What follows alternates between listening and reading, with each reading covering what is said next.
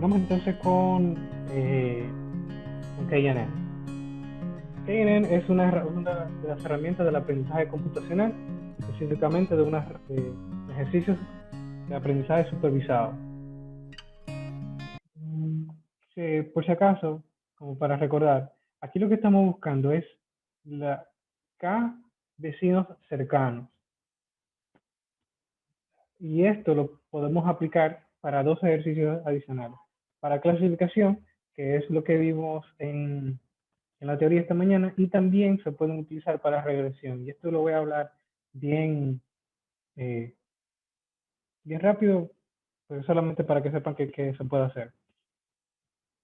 En estos ejercicios lo que estamos buscando es que colocar un elemento adicional nuevo para la parte de clasificación y asignarle una clasificación dependiendo de cuántos vecinos tenga cerca.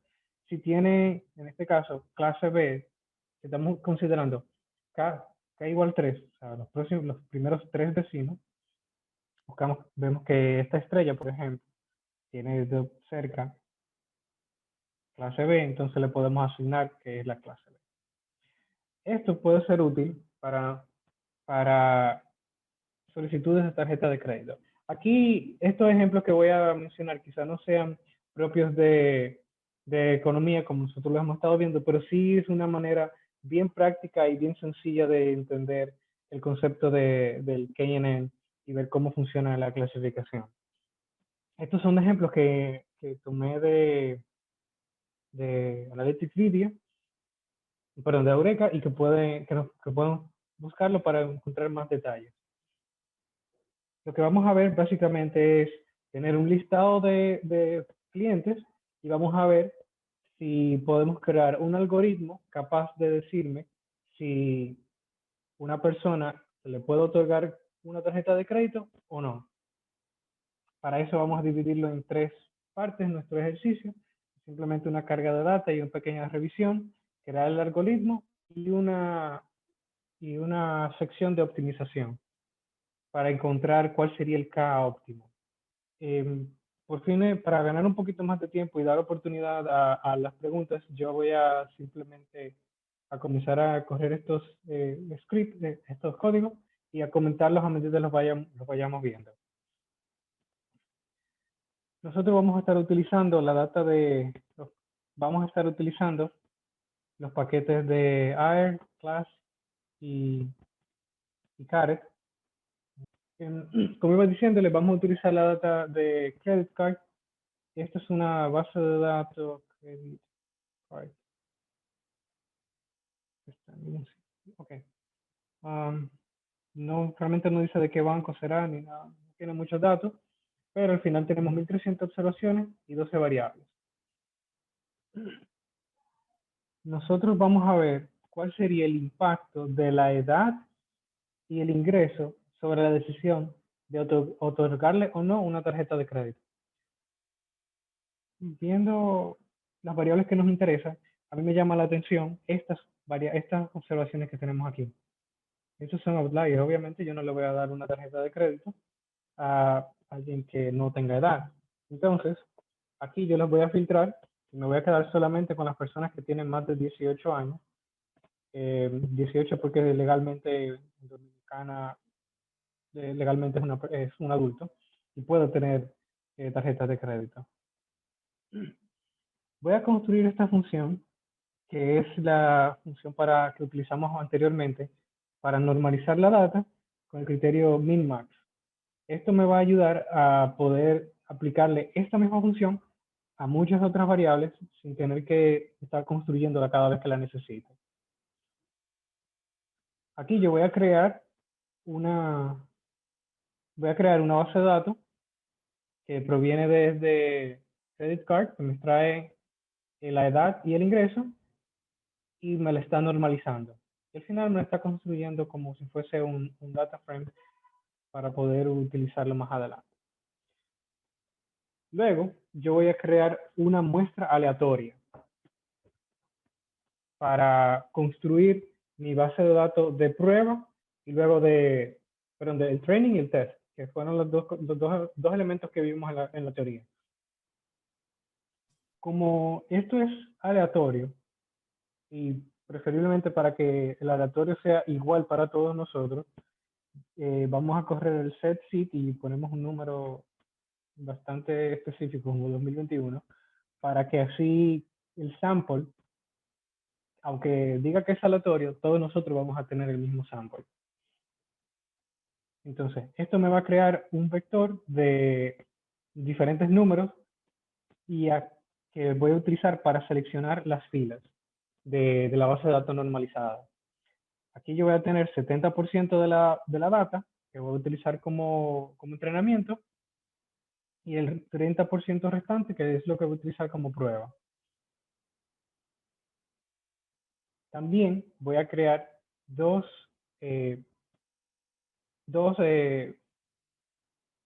no sé, dos elementos adicionales, que va a ser la variable dependiente. La necesito, en este caso necesito que esté aparte de la base de datos de variables independientes. Y esto lo hago por la forma en que la función KNN, que la vamos a utilizar, está estructurada. Repasando, tengo 4 elementos.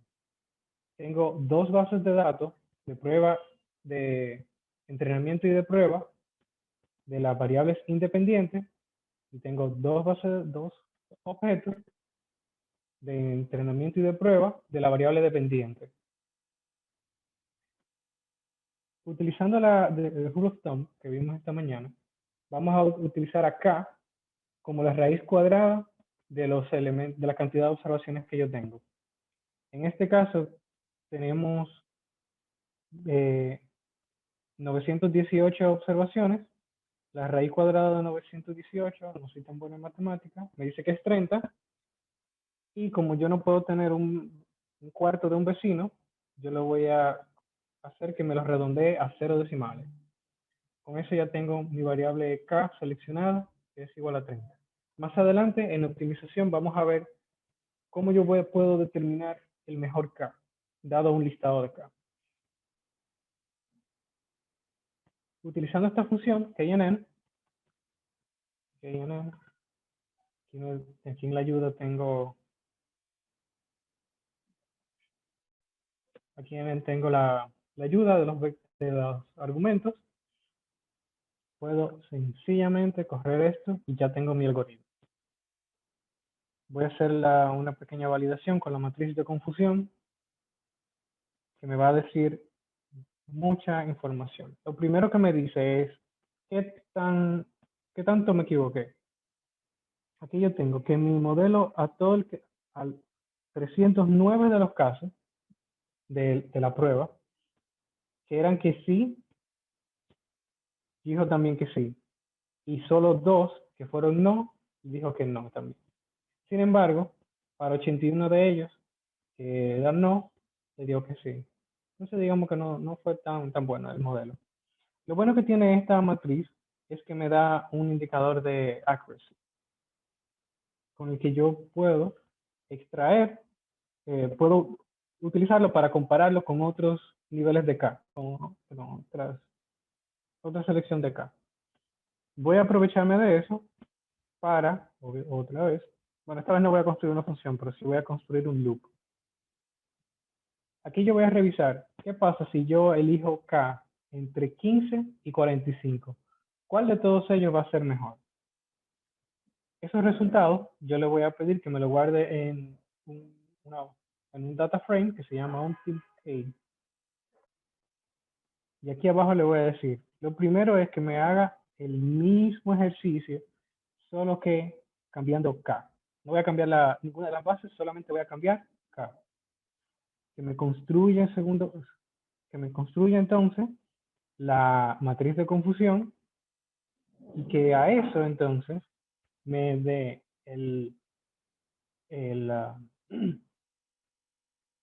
que a eso entonces me dé el nivel de K que estoy utilizando, y adicional me diga cuál es el accuracy que tiene cada uno. Aquí yo puedo correr esto y ojalá que corra más o menos rápido, y me tiró un error.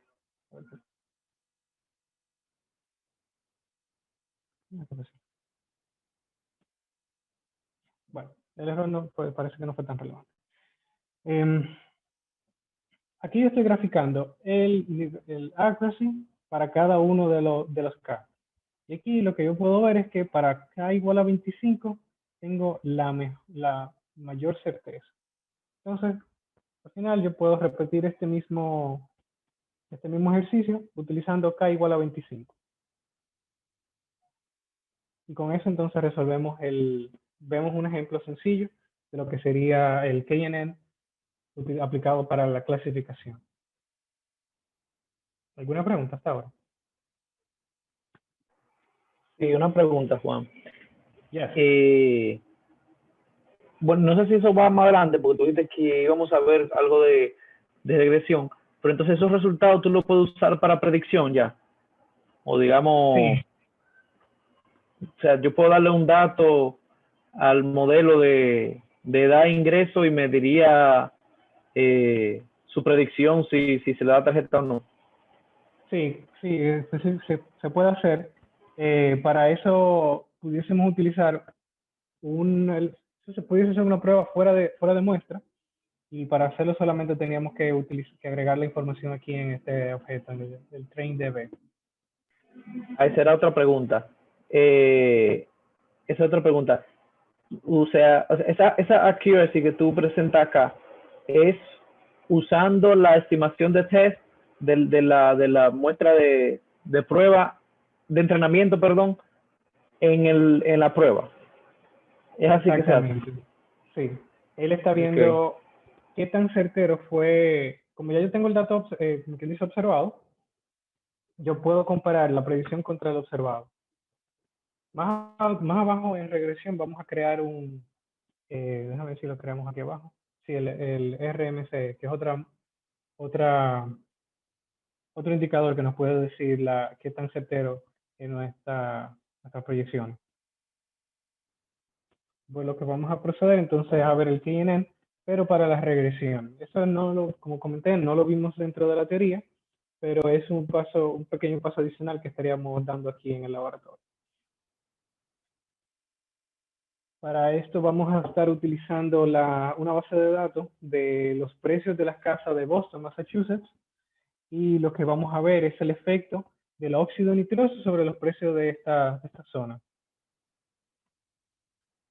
Como siempre, para ver un poquito de con qué estamos trabajando, este vendría siendo la relación del nivel de NOx y el nivel medio del valor de las casas. Yo voy a normalizar otra vez la variable NOx, y otra vez estaré creando las mismas 4 datasets, 4 bases que vamos a estar utilizando. Los 2 primeros van a ser las variables independientes, y esta parte no la vean todavía. Y el segundo va a ser la variable dependiente. Si yo tomase una vecindad de un solo elemento, yo vendría teniendo un pequeño modelo aquí. Si lo grafico para poder verlo, vendría teniendo esto. Esto es un pequeño desorden que sucede por la forma en que están,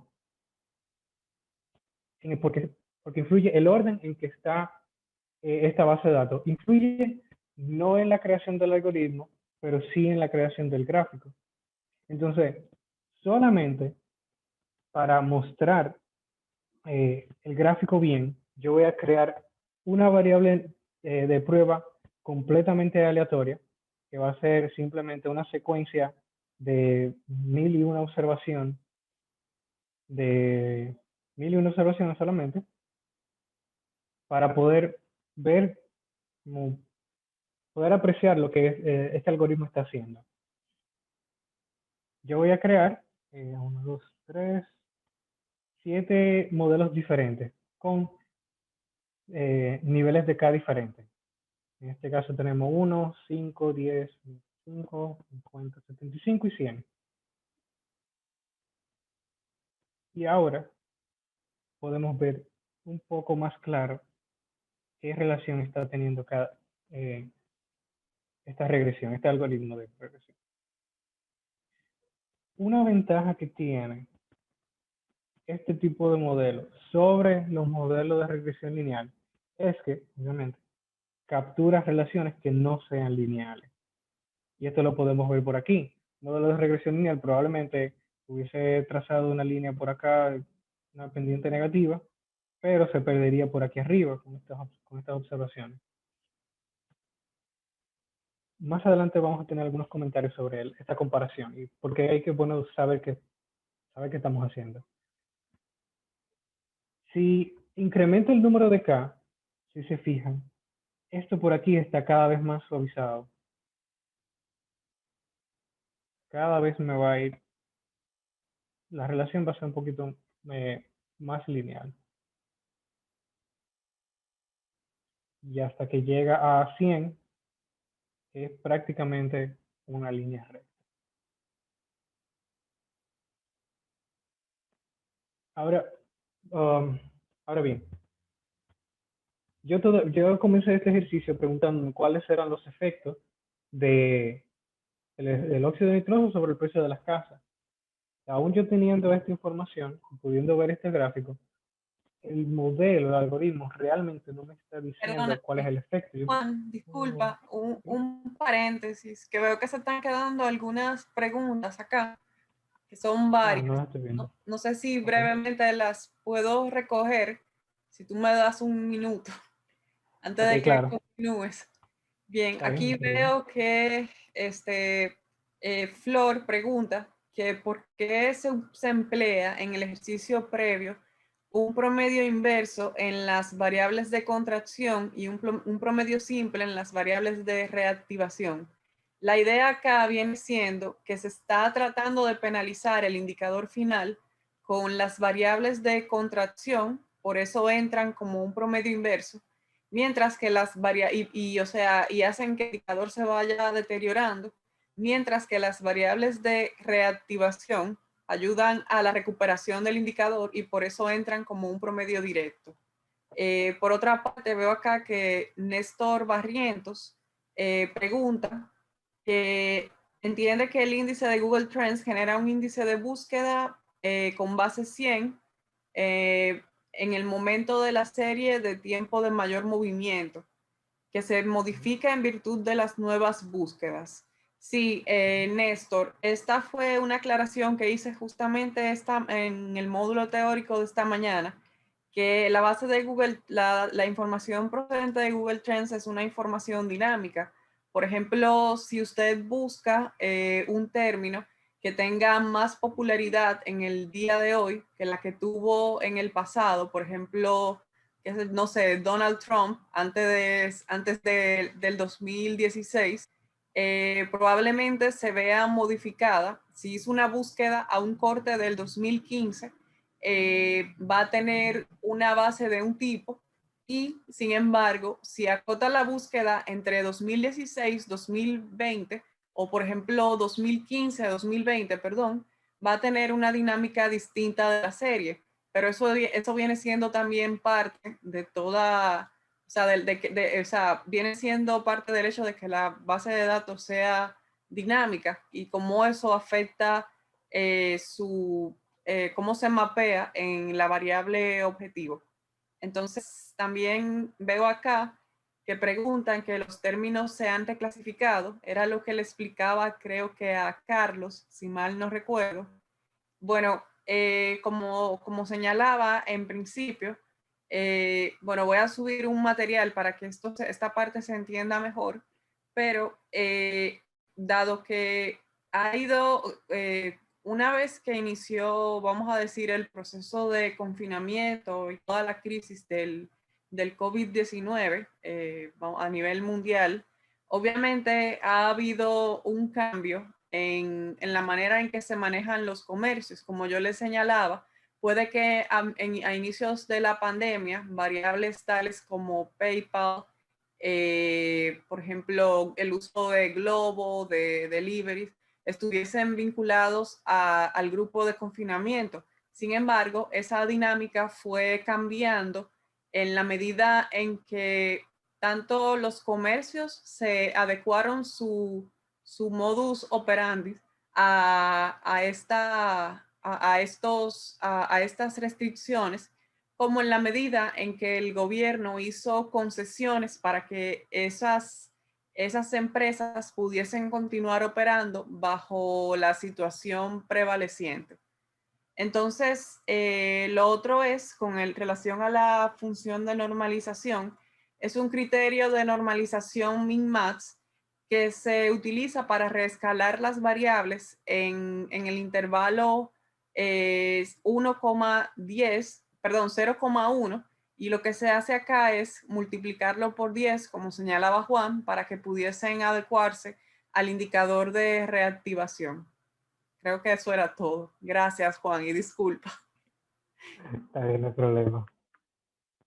Me quedé en la parte diciendo que el ejercicio comenzó preguntándonos cuál era el efecto del NOx sobre el valor promedio de las viviendas. Y es una respuesta que lamentablemente este algoritmo no me da de manera clara, porque no veo efectos marginales. Yo no estoy viendo si el efecto que tiene es negativo o es positivo.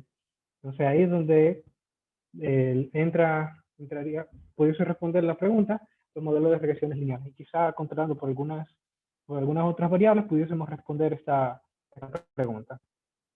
Y obviamente la respuesta que pudiese dar el algoritmo depende de qué grado de vecindad nosotros estamos escogiendo. Entonces, de acuerdo al KNN, la respuesta simplemente sería depende. Pero podemos continuar para seleccionar cuál sería el K óptimo, aquí pensándolo en una regresión.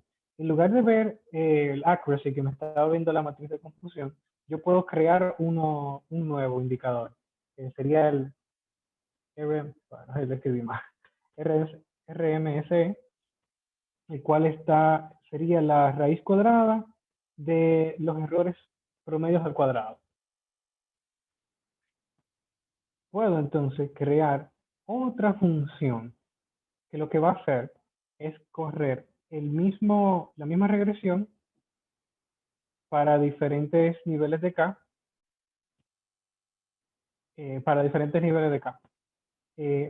y otra vez hago la advertencia de que esta función está enfocada solamente a esta base de datos, y que si quisieran utilizarla en otra, les recomiendo entonces que la modifiquen.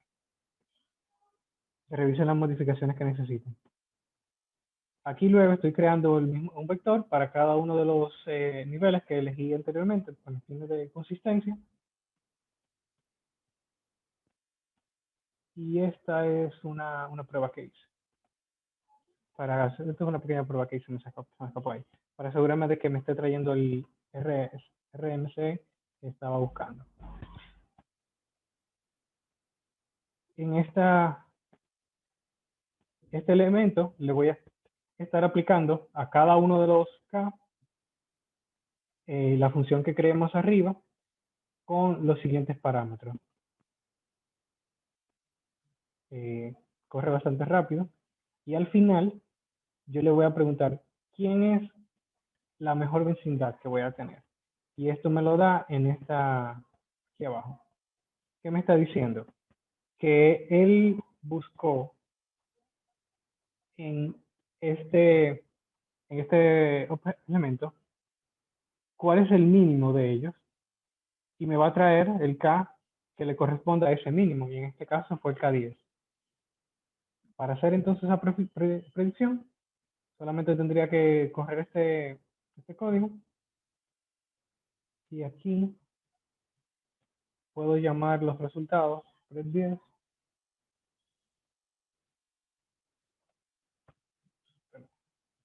Y aquí tengo la predicción del valor de cada uno de esos, de las casas que tengo en la base de prueba. como les comenté, esta parte del uso del KNN para regresión mejora algunas cosas. Recuerden que es unos algoritmos, modelo no paramétrico, quiere decir que yo no pueda capturar algunas informaciones que un modelo de regresión lineal no, como por ejemplo relaciones no lineales. Sin embargo, no me da efectos marginales que los modelos de regresión lineal sí lo hacen. Y nada. Esto sería hasta ahí. Hasta aquí sería entonces el material que estaríamos cubriendo para el laboratorio. Sí, yo quizá, porque es demasiada información y pues como tengo un nivel bien básico para los scripts, quizás me voy a enfocar a la practicidad de los resultados, ¿no? Entiendo yo que ya se han puesto a prueba y que tiene cierto grado de una correlación muy alta más bien, pero qué tan viables o qué tan fuertes son para, primero, predecir el resultado final de los índices mensuales. Y la segunda, y quizás yo porque lo pienso de esta manera y estoy más pendiente de la parte trimestral, que creería yo que es donde tiene un verdadero, o no un verdadero, un mayor peso para mis intereses, ¿verdad? Porque aquí pueden haber diferentes tipos de intereses para adelantar una señal o un movimiento.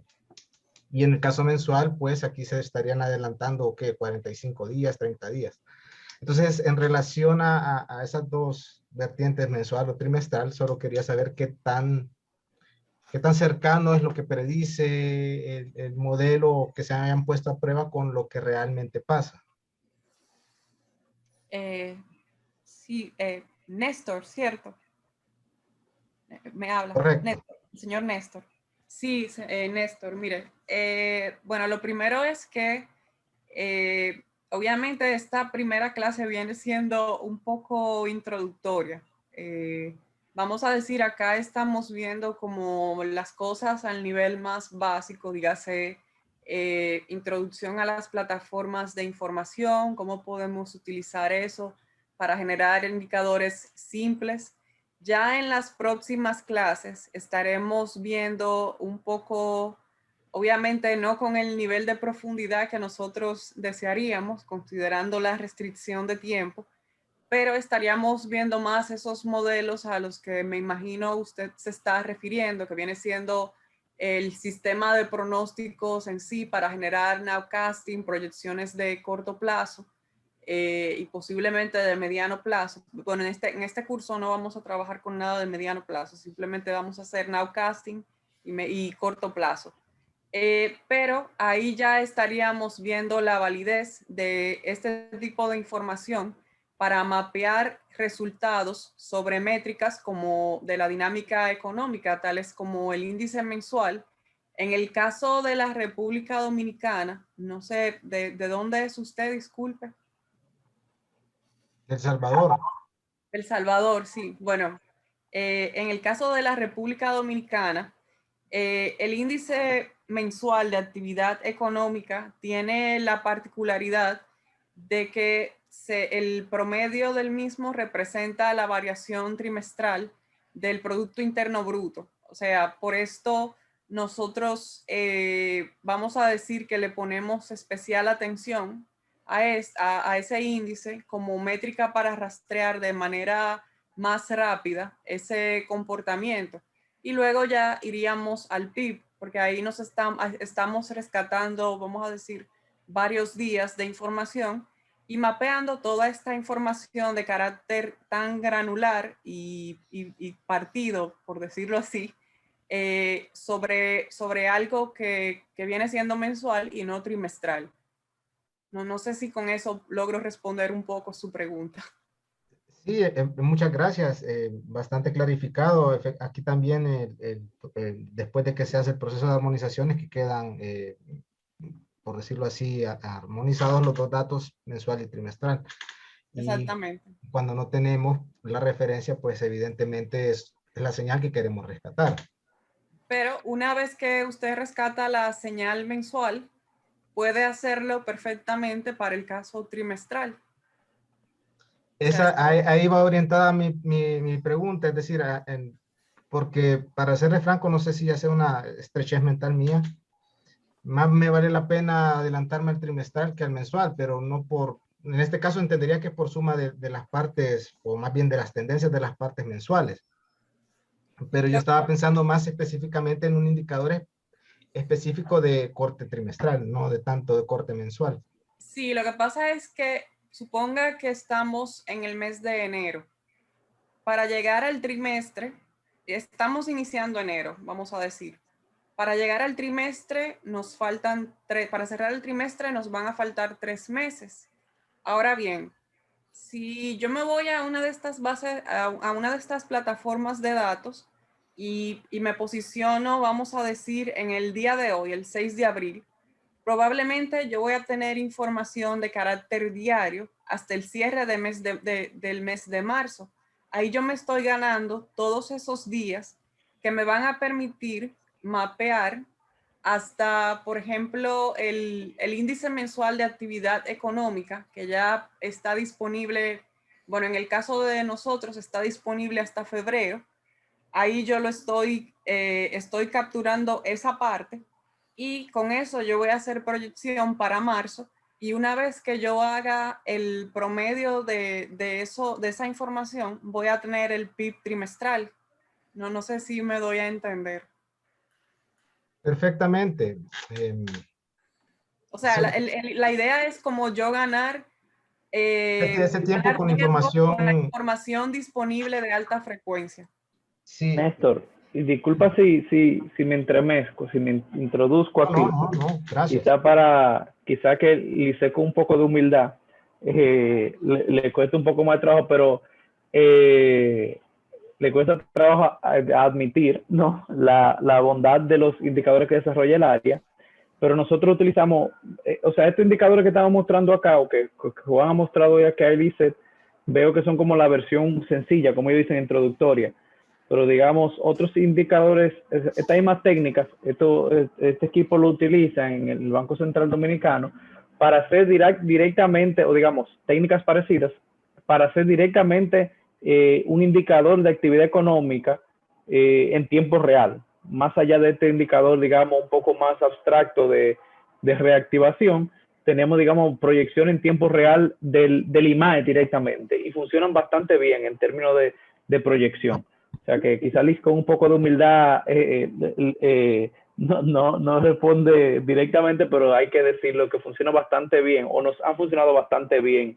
esos otros indicadores, pero son un poco más complejos, ¿no? Porque incluyen, ahí hay que manejar información de diferentes frecuencias, información, digamos, dura, digamos, de información dura, mezclar información dura con información de las tendencias y demás. Entonces, pero sí, nos han funcionado bastante bien. No, muchas gracias. Sí, quizás yo no especifiqué tan bien la duda que tenía, pero quizá gracias, Nabil, ¿será?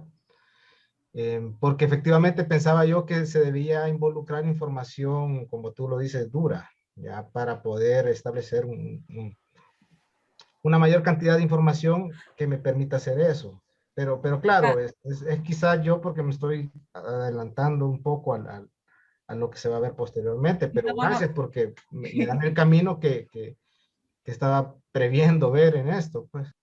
perfecto. No, Néstor, la semana próxima estaremos viendo ya directamente, vamos a decir, una versión más simple de los modelos que nosotros utilizamos. Por ejemplo, uno de ellos es un modelo bayesiano estructural de series de tiempo que tiene, ahora mismo cuenta con unas 400 variables. Entre ellas data dura, data de Google Trends, data de varias fuentes, para llevar a cabo proyecciones de PIB, de IMAE y de varias variables. Tal vez ahí usted pueda, vamos a decir, responder un poco más su inquietud. No Gracias, sé no, si... completa, gracias. Sí, claro, perfecto. Veo acá en el chat una pregunta más de don Alfredo Calderón. No sé si quisiera preguntarla con micrófono. Claro, buenas tardes. Solamente quisiera saber si dentro de los ejercicios que se han realizado han tenido algunos problemas de sobreajuste y cómo lo han solventado. Sí, Alfredo, buenas tardes, un placer. Bueno, fíjense, en primer lugar, cuando nosotros empezamos a trabajar con este tipo de técnicas, para serles sincera, yo me quedé un poco chocada por la precisión que tenían. De verdad que sí. Sin embargo, con el inicio de la pandemia y con ese cambio, vamos a decir, con ese quiebre que se produjo principalmente a nivel de la actividad económica, que es una de las variables que ahora mismo cuentan con más modelos de este tipo en nuestra área, nos vimos en la obligación de complementar el sistema con otros modelos, por ejemplo, modelos de redes neuronales, donde se emplea información procedente de sistemas de pagos, de la Dirección General de Impuestos Internos. Y al final la idea es tener varios modelos de manera que se pueda crear un sistema y que el promedio de esos modelos le permita trabajar e ir evaluando continuamente el sistema y penalizar los modelos que han tenido un peor desempeño, vamos a decir.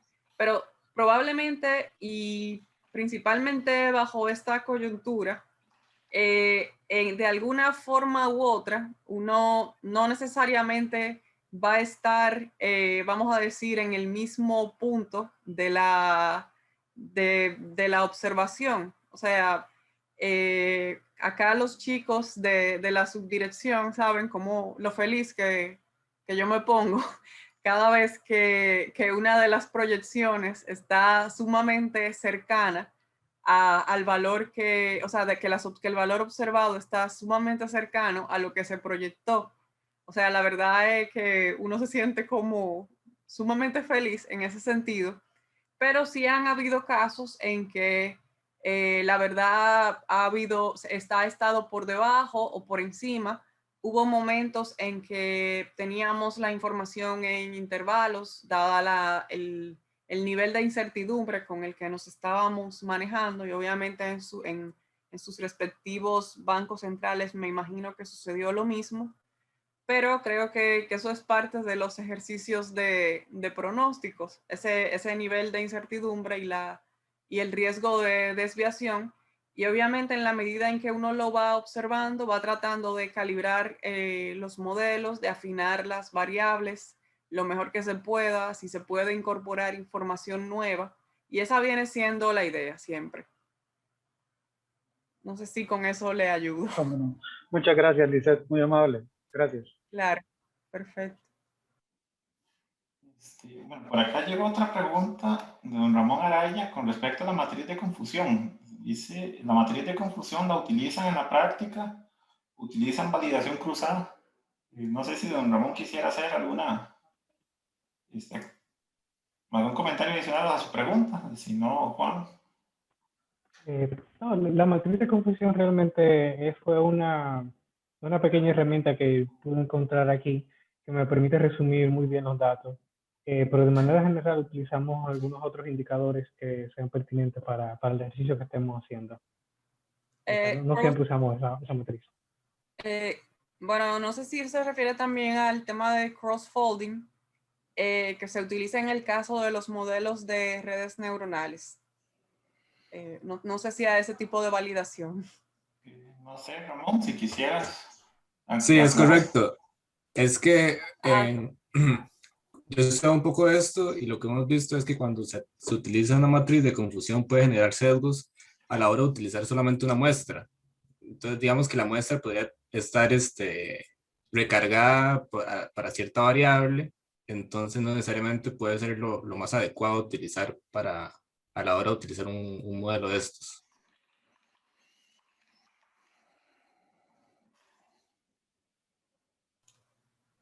No sé si entiendo bien la pregunta.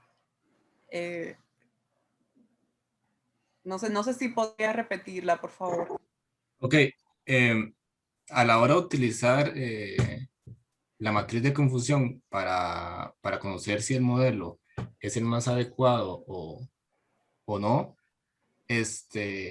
uno utiliza, en este caso, una muestra, como antes lo vimos, que utilizó, creo que la función sit, y le asignó un valor.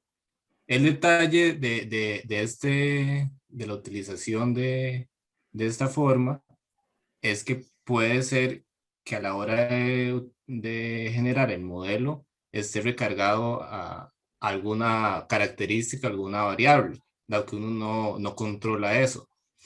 Entonces, a lo que he estudiado, es recomendable utilizar, por ejemplo, validación cruzada, ¿sí? Correcto. Porque genera mejores resultados en su buena teoría. No sé si me pude explicar un poco mejor. Si acá Juan utilizó el ejercicio de la matriz de confusión, vamos a decir, para meros fines ilustrativos, en este ejemplo, vamos a decir, sumamente básico, que fue como... La idea del ejercicio de este laboratorio era simplemente visualizar cómo se podían generar indicadores con cierta, o sea, que proporcionen, vamos a decir, cierto nivel de información empleando meramente las variables de las plataformas, vamos a decir, sin uso de algoritmos muy esotéricos. Ya el tema de la validación cruzada, por ejemplo, entra más bien cuando uno está trabajando con este tipo de modelos de redes neuronales. Por ejemplo, en el caso de los modelos del sistema de nowcasting, nosotros utilizamos otras medidas de validación en función a al MAE, al root mean square error, a la misma validación cruzada, pero ya esta depende del modelo que se esté utilizando. Vamos a decir que en este caso Juan utilizó esto para ilustrar el ejemplo sencillo que estábamos desarrollando en este laboratorio. No sé si con eso logro responder su inquietud. Sí, muchísimas gracias, muy amable. De acuerdo, siempre.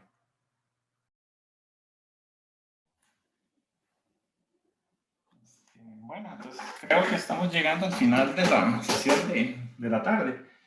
Entonces, de nuevo, agradecerle a Lisette y a Juan por las clases de hoy y nos estaríamos viendo la próxima semana con el segundo tema. Entonces, que estén todos muy bien. Muchas gracias a todos, un placer. Muchas gracias. Hasta luego. Buenas tardes. Gracias. Muchísimas Muchas gracias. Hasta luego, muchas gracias. Gracias, saludos. Gracias. Buenas tardes. Buenas tardes, gracias.